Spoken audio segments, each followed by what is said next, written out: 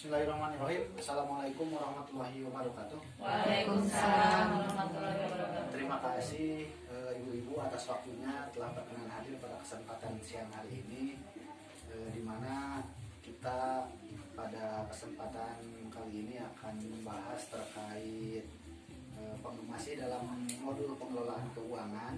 Kita masuk ke sesi 6 tentang cermat meminjam dan menabung, Bu ya. Jadi materi yang akan kita bahas itu adalah materi terkait cermat meminjam dan menabung. Apa Bu? Materinya? Cermat meminjam dan menabung. Sebelum kita lanjutkan Bu pada materi selanjutnya, kita akan sama-sama bahas dulu terkait materi yang sudah disampaikan pada sesi sebelumnya, itu sesi 5. Masih ingat Bu sesi 5 materinya apa? Tadi yang disampaikan di sesi sebelumnya tentang menyusun anggaran Bu ya. Masih ingat? Nah, kira-kira ada kendala tidak Bu dari materi yang dibahas pada sesi sebelumnya tentang cara menyusun anggaran? Tidak ada. Atau Ibu suka menyusun anggaran Bu di rumah untuk pengelolaan keuangan di rumah, suka menyusun anggaran? Kadang-kadang. Jadi yang dimaksud menyusun anggaran itu kita harus mengetahui berapa rata-rata pendapatan kita per bulan. Kita juga harus mengetahui berapa rata-rata pengeluaran kita per bulan. Nah, supaya anggaran itu bisa dikendalikan Bu. Nah, maksudnya begini.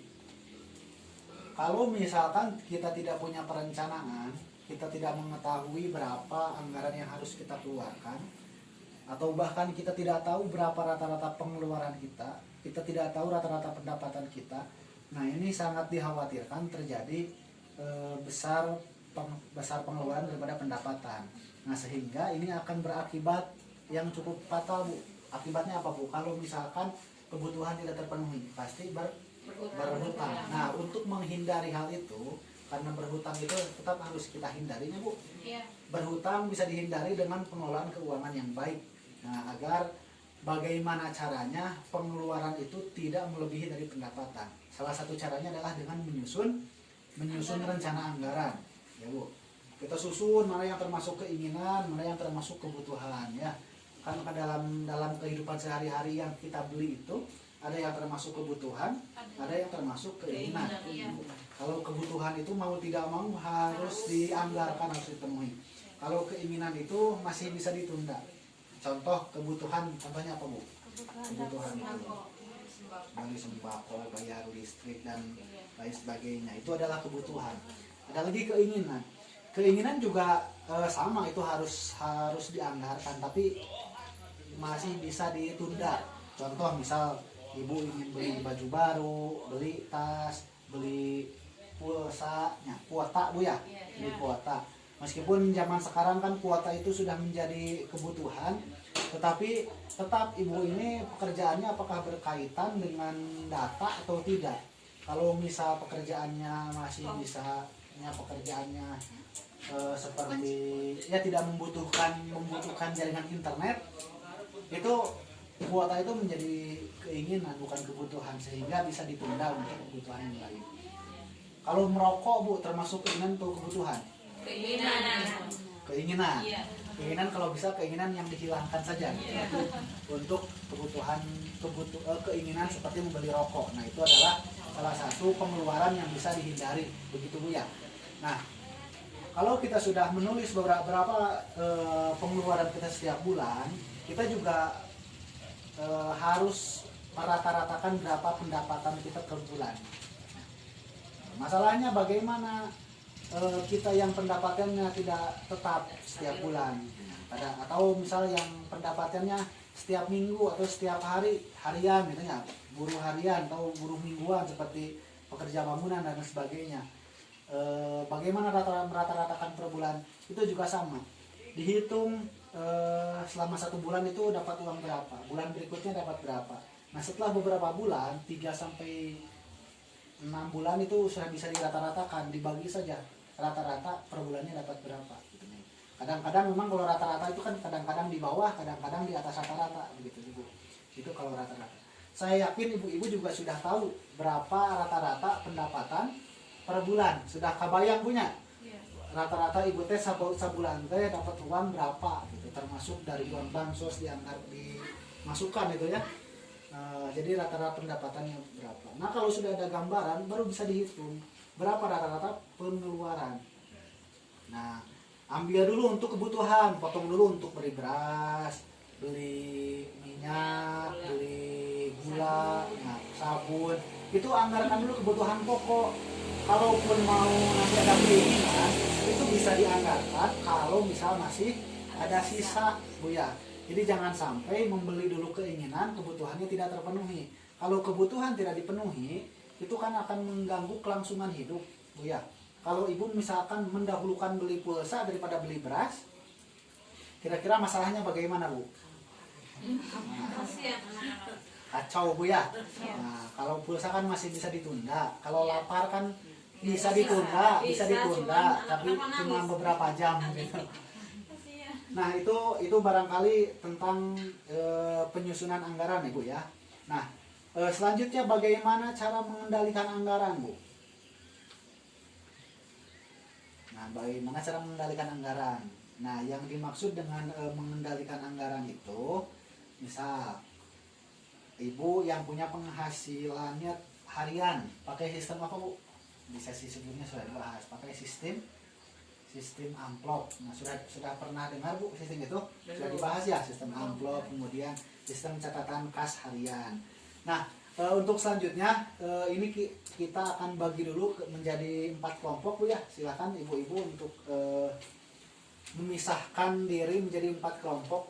Nah, silakan di tiap-tiap kelompok itu dibahas tentang bagaimana cara mengatasi kekurangan keuangan.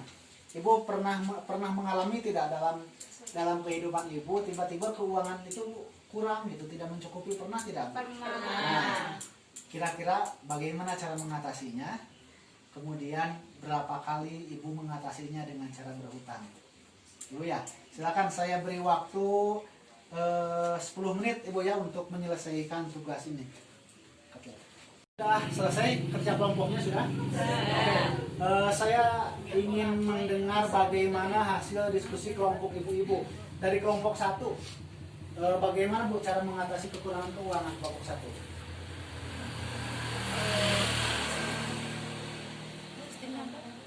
Sistemnya menggunakan bisa memakai tabungan. Oh, tabungan. Ya, Ya. terus berusaha. Berusaha. Nah, betul. Berdagang. Suka berhutang, Bu? Kadang-kadang. Pernah berarti ya, Pernah. kadang-kadang, tapi tidak sering. Tapi artinya masih ada solusi lain sebelum berhutang. Iya. Kira-kira berapa kali Ibu berhutang? Bulan ini Ibu berhutang berapa kali? Satu kali. Nah, kelompok 2, Bu. Bagaimana cara mengatasi kekurangan keuangan, Bu, kalau kelompok 2? Cara dengan bekerja. Oh, bekerja lebih giat lagi. Iya. Untuk mendapatkan Hasil. tambahan Iya. uang gitu ya, Bu. Kalau berhutang pernah, Bu? Pernah. Nah, berapa kali Bu bulan ini berhutang? 2 kali. 2 kali. Kalau kelompok 3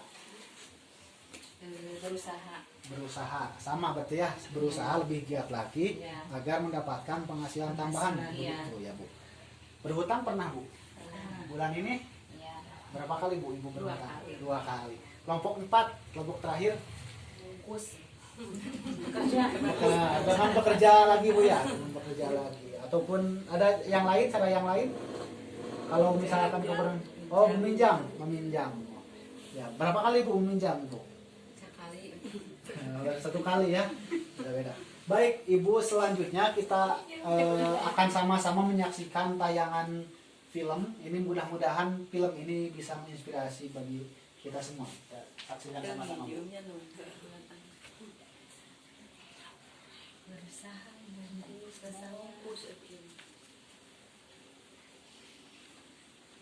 Katingali?